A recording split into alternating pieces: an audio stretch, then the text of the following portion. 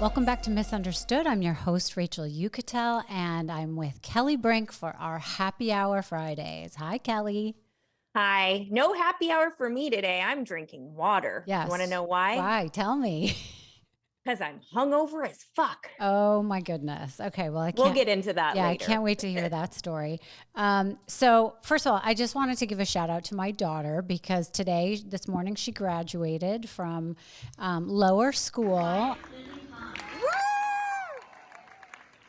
and it's a big deal for all the kids for celebrating 2023 and finishing lower school. We all got nervous that they would not know how to read or count because of COVID, and so finally she graduated. I'm very excited, and then she will be moving with me to Palm Beach, Florida for school next year, and I think she's really excited. So I just wanted to say I'm really proud of her and all her friends in her grade in Manhattan.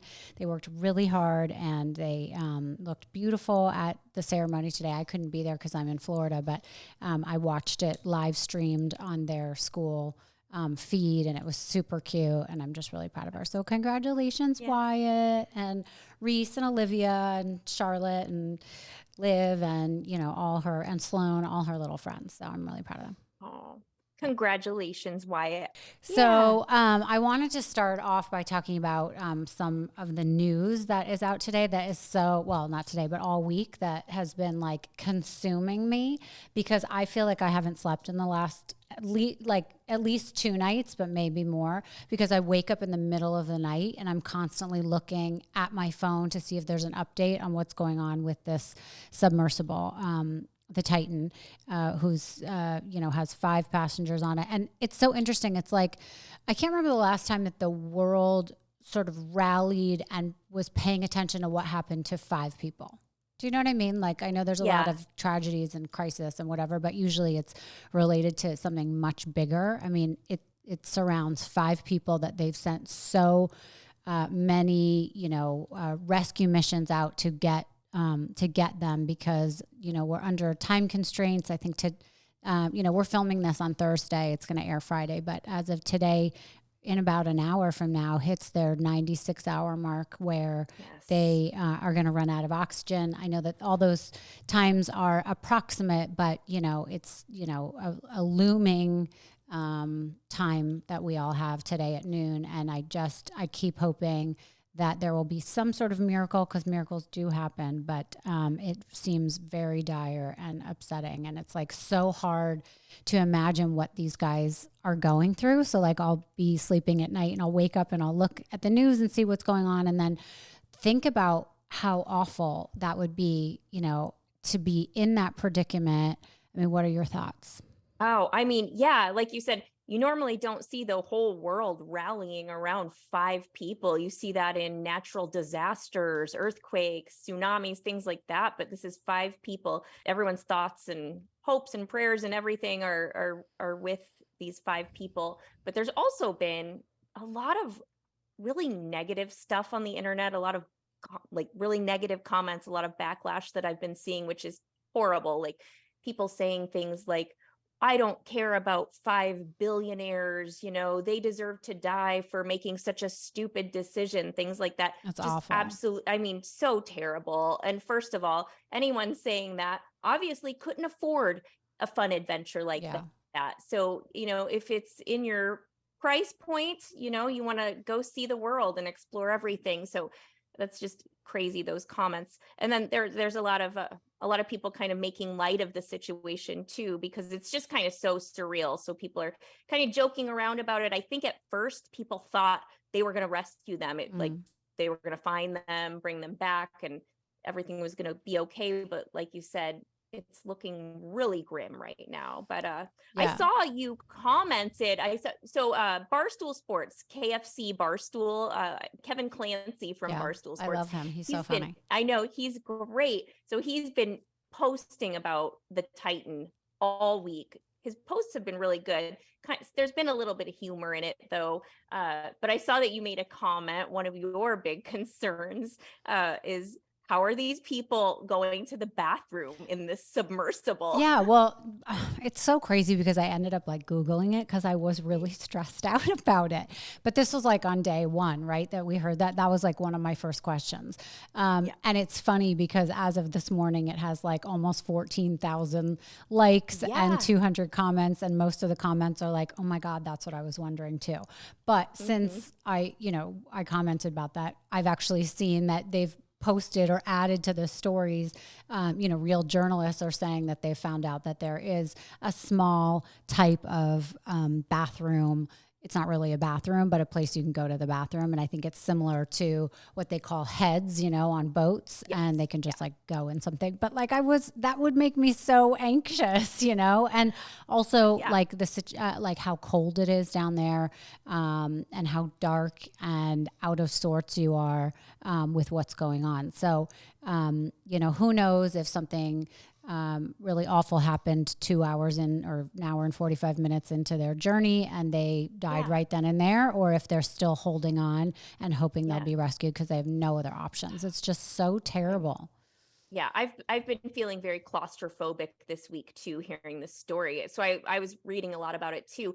And it's not there are okay, so there's a few possibilities they say of what could have happened. They may just be at the bottom of the ocean floor, 13,000 feet below. It may have imploded, it may have blown up, but they're not seeing any debris. So they really don't think that happened. Obviously, everybody's heard about the tapping sounds, the knocking sounds, which Hmm. made it sound like they were still alive and okay. Another option would be they could have resurfaced somewhere far away and Hmm. just be floating around. And in that case, that would be terrible because there's not a hatch. No, yeah, they've been They had locked to be in. Yeah, bolted. there's Yes, that 17 is bolts. So, yeah, super I mean, all claustrophobic. scenarios are pretty awful. I think the best one would be that they're already floating on top of the water because then they just need to get to them and undo the Mhm. hatch that was bolted from the outside. But Yeah. the others seem pretty grim and awful. And, who knows if they were caught on something? Who knows if those taps were just floating debris down near the Titanic that are making the sound? So, like, I have so many questions. I want to I know, know. I wish that journalists would be getting to the point more of like what the conversations were like the first hour and 45 minutes that they did have contact with them. Did it seem like anything was wrong up until then? Did they know Right. exactly where they were when they disappeared from, communication? How did they seem to be doing for the first, hour and 45 minutes? I'm curious about all that. And then I'm curious if a submarine or a submersible like that implodes, does it make something like a sonic boom? Does it make some sort of Yeah. noise that you would hear somewhere or that would be registered somewhere in the Yeah. atmosphere? Would you see Yeah. debris? I mean, I don't really know how that would happen. So, I don't know. and also, there's been a Yeah. lot of talk that this was not made properly and didn't have the right specifications to go Yes. that deep. And so, I'm just curious if they are still in there, if they're just minute to minute, so worried that they're just going to, implode. I mean, it's just so Yes. awful. That's a good point. One of the crazy things. Well, so it sounds like there were some like don't quote me on this, some sort of like code violation Hmm. things or they weren't following things to specifications like you said. And this contraption, it's kind of like made out of random parts like that like upcycled recycled parts like the steering is from an Xbox controller. Yeah. There's no like emergency location device on it like there Right. is on an airplane, like no black box or anything like that where they can you know find you and locate you, no tracking or anything, which there should be. And all of the steering and navigation was done by text message, Yeah. which is kind of there were a lot of things Well, that it I feel makes no like sense because, yeah. my Wi-Fi doesn't even work half the time in my own house, much less if I went underwater. I mean, I just think that's crazy. And like if the Xbox or PlayStation control wasn't charged properly, like how would they use I just think the whole thing sounds absurd, sort of. I But know. So yeah, would you go? Would you? Okay, I do love the Titanic. I think it's amazing and what an experience, what an opportunity for these people, but so iffy. Would you ever go on have done an that. excursion Yeah. like that? No. If Or someone paid this. me $10 million, I wouldn't go, because they're not even getting out and swimming with it or like looking for things. They're looking through a glass little window and taking pictures with their phone. I mean, they can sit in the comfort of their bed or their couch and, you know, log on to what the submersible is seeing and be safe and drinking wine or a beer. And like, it makes no sense. I mean, I just am so shocked that anyone would want to do that. But, you know, I did speak to somebody last night who is a major adventurer and does go on things like this, and is someone who's registered on the wait list to go up into space and all this stuff. So he says that they're very aware when they do these things of how dangerous it is and how they could lose their life, but that doesn't deter them, obviously, because they are such adventurers and they love this kind of thing. And, you know, I hope they had food. I hope they had water. I hope they had a lot of sweaters and warm things that they could have, you know, they were layered and could have taken off depending on the heat. You know, it's also really sad that a 19-year-old boy was down there, because no matter how much experience the other guys have in this kind of thing, that 19-year-old kid was just a kid, is just a kid, and must be terrified. I mean, they're all terrified. But anyway, as father and son. Yeah. So father and son. Yeah. I can only imagine like the conversations that are taking place too between this father and son, probably like heartbreaking, like, I love you, you know, all these big, meaningful, I would hope. I mean, conversations, hopefully they're not mad at each other and blaming each other about how they got there in the first place. So, but maybe by the time this airs, there will be some answers, I would hope. If not, I hope that there are answers at the end, no matter what the outcome is, because you remember how long it took to get answers to the missing airplane that disappeared. The Malaysian Air. Yes, Yeah. And that's a crazy story. That's a crazy story. And I actually recently watched the documentary. I actually didn't know that they found the plane. Did you know that? No. Yeah. I thought it just disappeared. No, I thought so too. But in the documentary, they made it seem like they did find wreckage and fuselage from it somewhere, but they kind of don't know what happened or why, why the flight ended. So anyway, I love all that stuff. I think it's really interesting, but no one likes to not know what happened. The not knowing is the worst. I've been through that when I lost my fiance on September 11th, and I had to not know for a long time what happened. And, you know, obviously your brain tells you that when it's like not okay to hope anymore, you know, but you want to give up hope until you want to keep hope until you know some tangible facts. So it really is the worst feeling of not knowing. So I do, I will follow this story, and I hope you all do too, because it's just an awful thing. And I hope that we will learn a lot from it, I guess.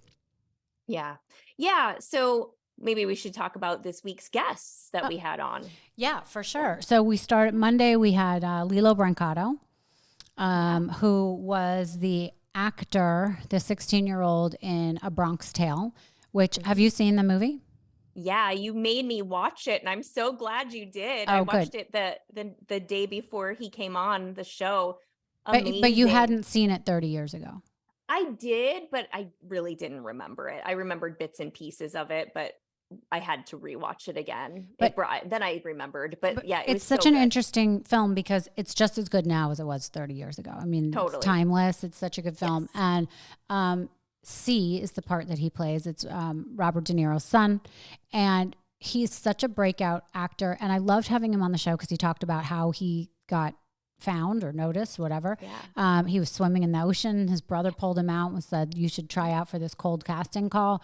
And he ultimately got the part, and it made him ridiculously famous. I mean, he, by the way, is a natural talent. He is a star, but you know, people all have their demons, and he was struggling with his, and especially when he got the notoriety and the fame from this movie, people started coming out of the woodwork, and mostly the way that people wanted to, you know, show their, you know, appreciation of him or act like they were his friends was to get him involved in partying and drugs, ultimately leading to the fact where he got so addicted that he was looking for drugs one night with another person, and they went to someone's house to break in and get some drugs that he had. It was a friend of Lillo, so he knew that the guy would be there, and he knew that the guy had stuff.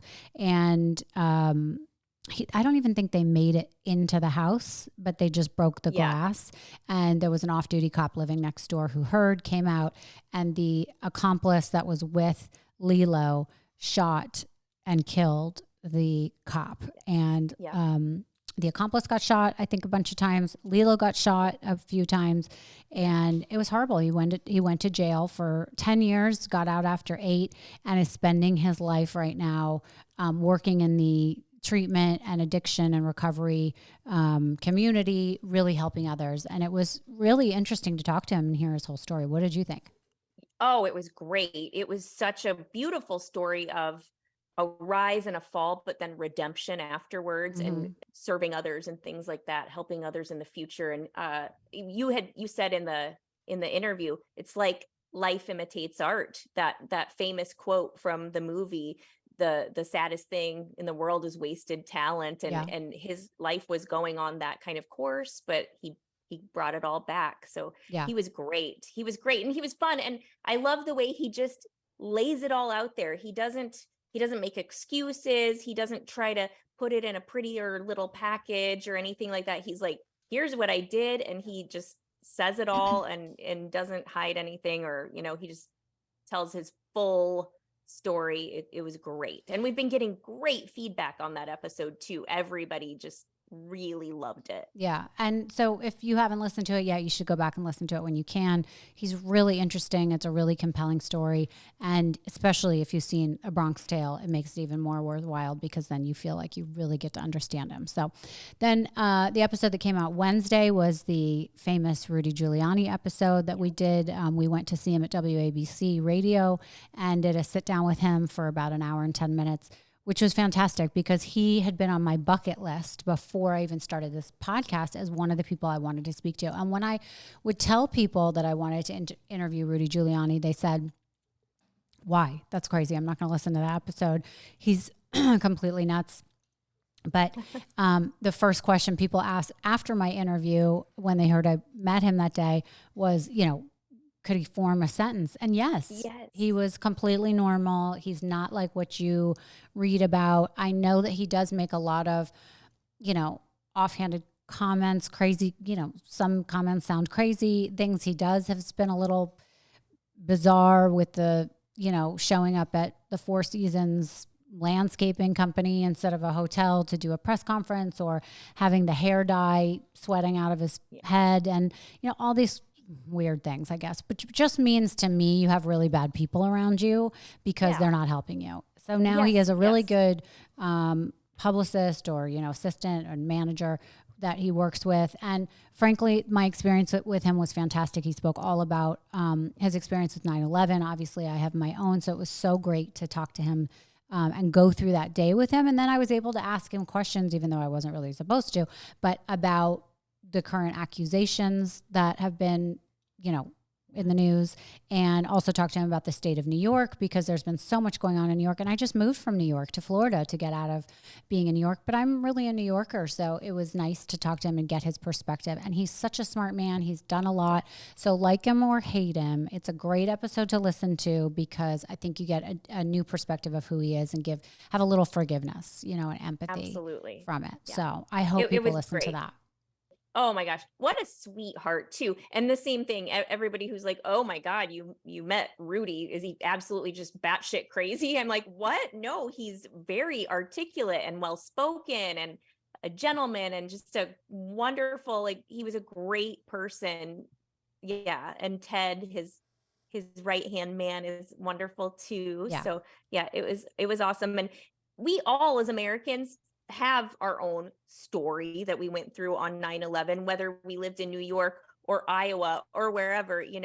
We all felt the emotions, and we were all scared, and we all saw Rudy as a leader during that time. So the story resonates with everyone, I think, whether you like his politics or not.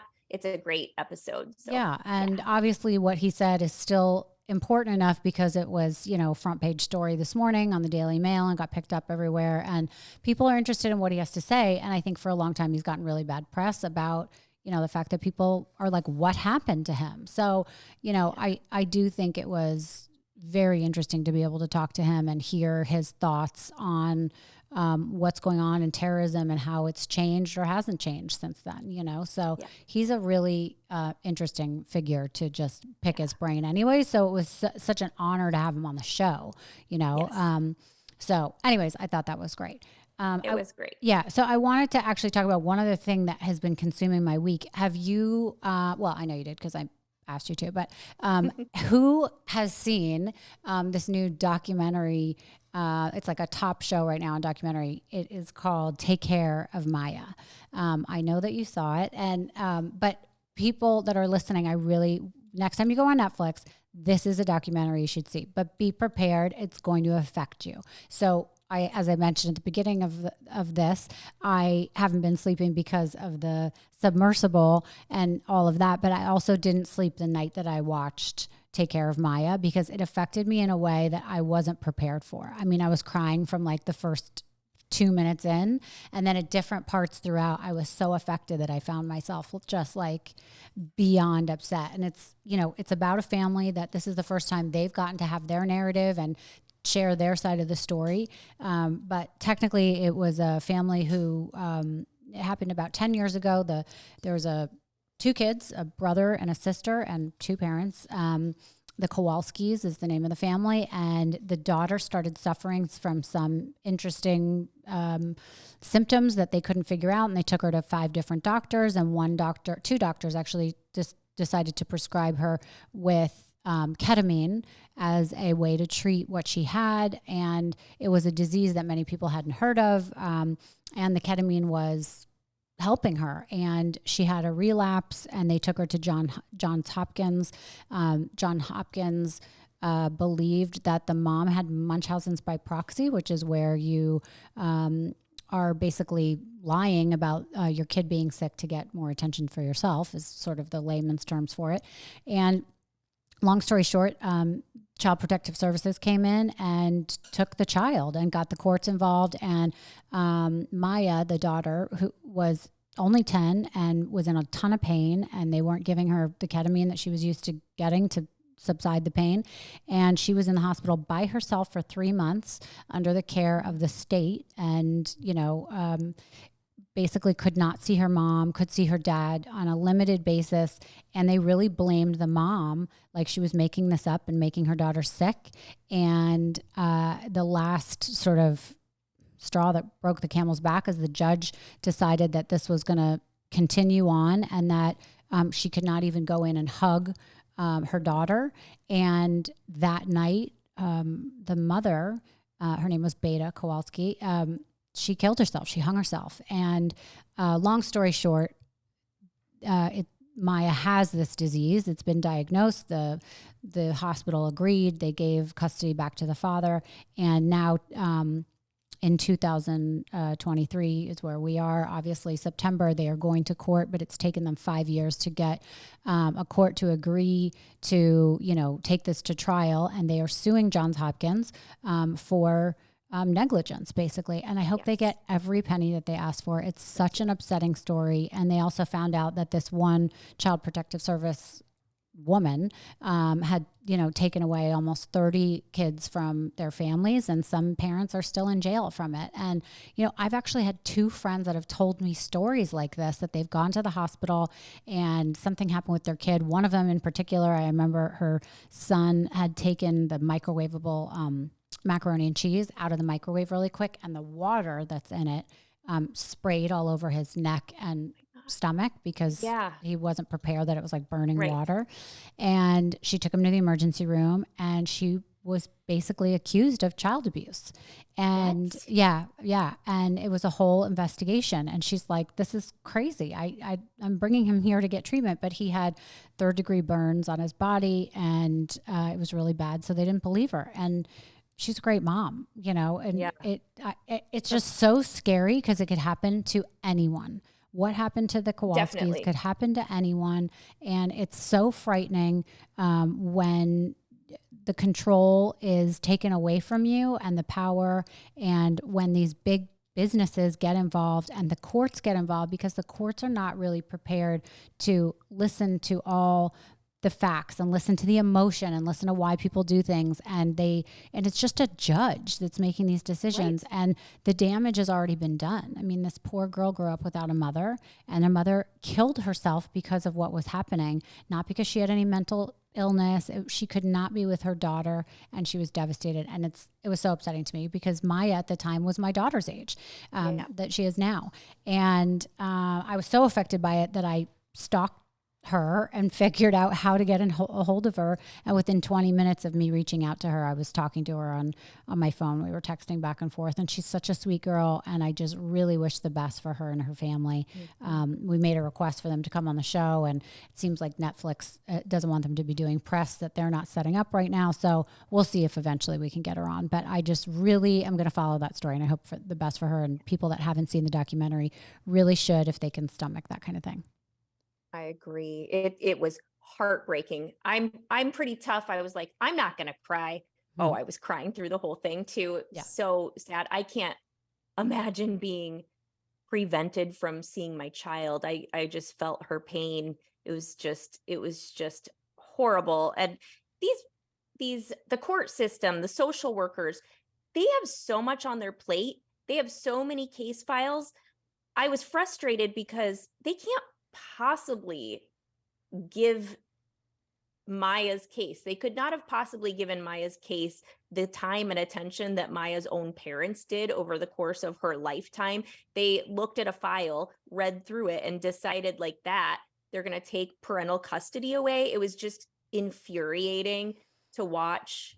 The ending is, I mean, you need a box of Kleenex. It's But, tragic. Also what's interesting is, to play devil's advocate, it's happened in the opposite way. I mean, remember the story with Gypsy? What was this? Gypsy Rose Blanchard. Yes. Yep. And the mother was taking the child in and doctor shopping, and made the kid think she was sick, I think. Yes, and she did, because she did have Munchausen's by proxy. And eventually the daughter kind of got her wits about her as she got older and got a boyfriend, and they decided to create a scheme to kill the mother, right?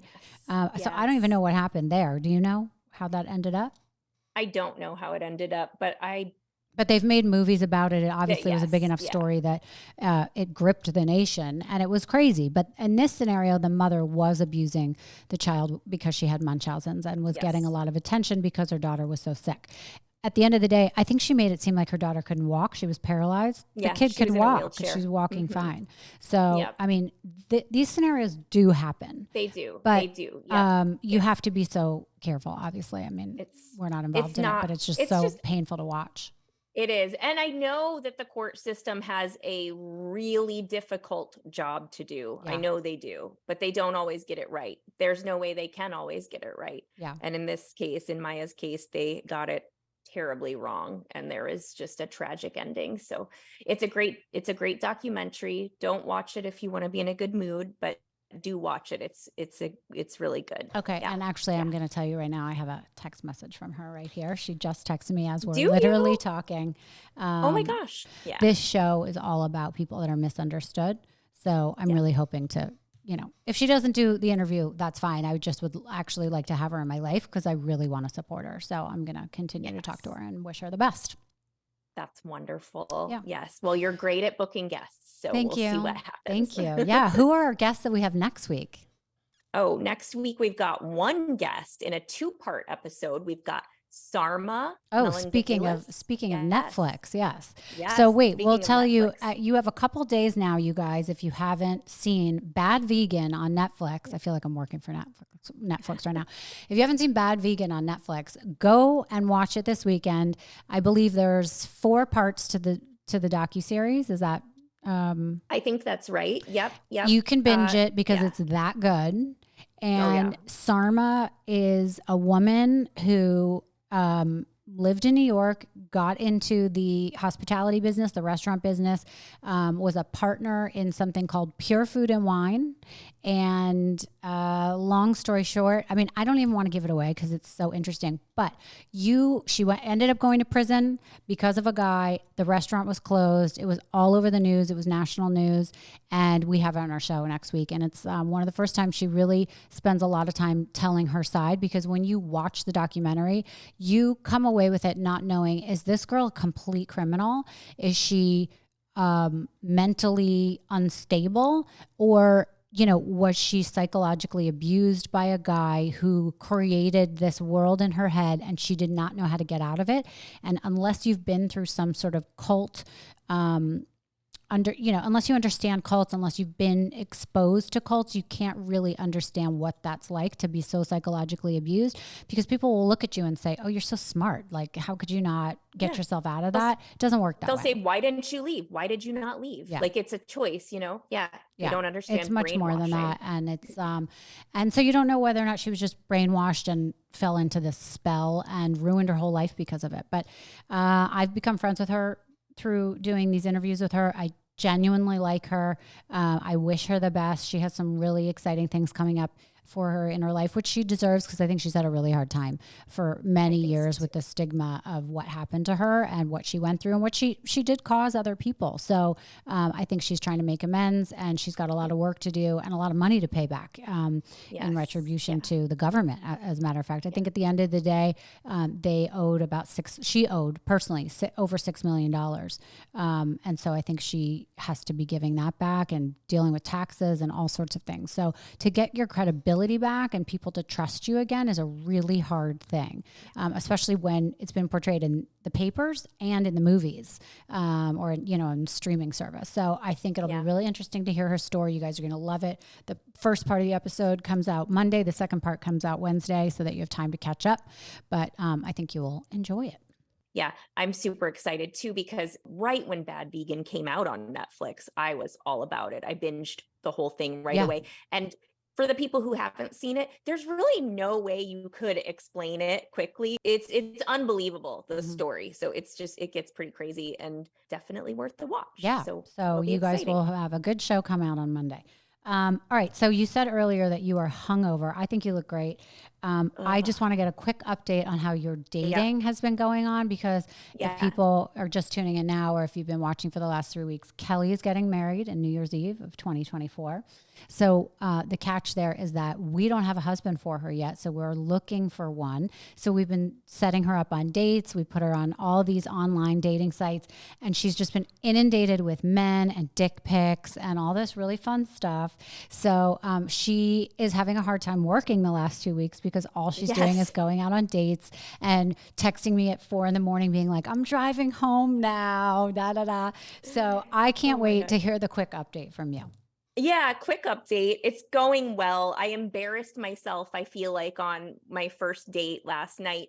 I forget that, like, I've lost a lot of weight recently. I can't really drink. I don't have much of an alcohol tolerance, so I don't really drink a whole lot. I had a little too much. I wasn't silly or anything, but I threw up. Oh my God.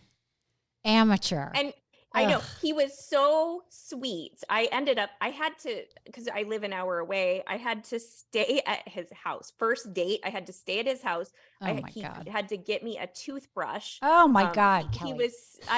He was so sweet. So this is, okay, maybe there's a reason why I'm single. Anyway, but the date went well. We went bowling, and he is a super cutie, smart nerdy guy, my kind of nerd. Okay. But that went great. So that was a great date. Other than, was he who he said he was? I mean, I know when you meet somebody online, they can be a lot different. So did he live up to who he said he was? And more. Yes. Oh, yes. cute. He was a very, very quality person. So that was exciting. Do you think you will go out with him again? Yes, I will. He asked me already. So wow, even though you threw up in his house and he had to give you a toothbrush and you had to spend the night on the first date, he asked you out again. Well, something's going right for you. Yeah, it must be my amazing bowling skills. Yes. So, did you win? No. Oh. Nope. I'm a terrible bowler. Okay. So yeah, but it was fun. We had a great time. I'm going to a concert tonight. With an somebody Avett else. Brothers. Yeah, with a on another date. I will not be drinking, so that should go well. Okay. And then Sunday I have a date, dinner date. There's a man flying his airplane here to meet me for dinner. Yes, that's what I like to hear. Okay. That's It's my kind of guy. I've never had anybody do anything like that before, so that's pretty exciting. I'm very excited about that. So yeah, all right. it's Well, going he well. seems like a person that I'd like to put on your short list, but I don't even know his name, so we'll have to hear his qualifications. But at least he's making the effort by coming all the way to see you. I like that, because the last couple of dates you've gone on, you live in a small town and you've had to drive at least an hour to go to them. Mm-hmm. Yep. So, I don't know if I love that. I like that he's making the effort to see you. Yes. I mean, and flying a plane, he's not even driving. He's like, okay, I'll fly to meet you for dinner. I'm like, who are you? Yeah. So yeah, that's exciting. And I love it when a man will put in the effort. Yes, I think that's great. for sure. And I think that's treat terrific. a woman. Yeah. Chivalry. I like that. So okay. Yeah. Awesome. I'll keep you guys posted. Please do. And if anyone has any suggestions for Kelli, what's the email that you can send? It's gettingmarried@misunderstoodpodcast.com. Perfect. Okay, guys. Yeah. So if you have any suggestions, it doesn't matter where they live in the country, please send in a suggestion, who the person is, how we get in contact with you or them, because it would be really funny. We'll put it on the show. We'll make sure they go on a date, or at least try and get them to talk. So that would be great. Yes. Yeah, let's do it. Okay. All right. So anything else that we want to cover before next week? No, I don't think so. Everybody tune in for Sarma next week, Monday and Wednesday. And then of course, happy hour on Friday again. So thanks for watching. So I am leaving on my exciting weekend is I'm going to Vegas for an event this weekend. That is exciting. And who are you going to meet up with there? Well, on Sunday, I'm actually going to meet up with Perez Hilton. He's coming over to my friend's house, and I'm very good friends with Shelley Berkeley, who's running for mayor in Nevada. And she's working on getting the young vote. And she's really a great woman. She's a Democrat. She represents a lot of good, first of all, she has a lot of good people on her side, but she, all the things that she represents are very smart. And she's been somebody in Congress there and in politics in Nevada for almost her whole life. And by the way, she's like in her 80s. So she may look a little old to be running for this position, but she's been doing this forever. She's fully qualified. So Perez just moved to Las Vegas, and I am setting them up on a lunch date so that they can meet, because I believe that Perez will be very helpful in her campaign. So that's what I'm doing Sunday. And then I have an event Sunday night through Wednesday, which is going to be interesting because this is a group. I don't want to even talk about what the name is because it's all very secretive. I'm just a friend of somebody who's a member. And so I'm going as a guest. This is the second time I've been invited, but they sort of kidnap you for the weekend. You know the town or the city that you're going to, but you don't know anything else. And they send you like what you're supposed to pack and bring to wear. It's all very, high net worth individuals, men and women. And so they do a very white glove type of, 3-day thing. You have seminars where you're getting to hear from super interesting, super important people.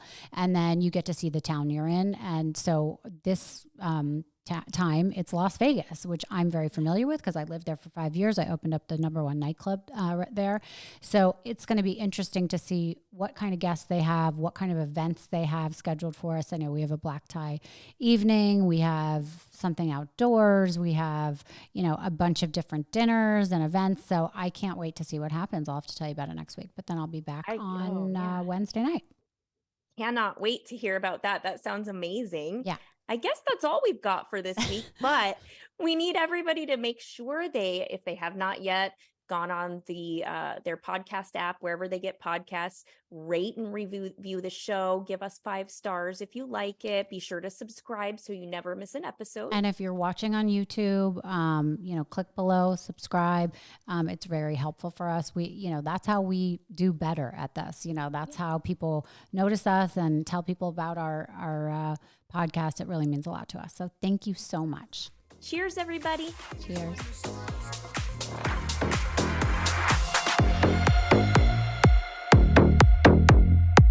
Thank you so much for listening to Misunderstood. I'm your host, Rachel Uchitel. Please be sure to subscribe to the show and give us a 5-star rating and review.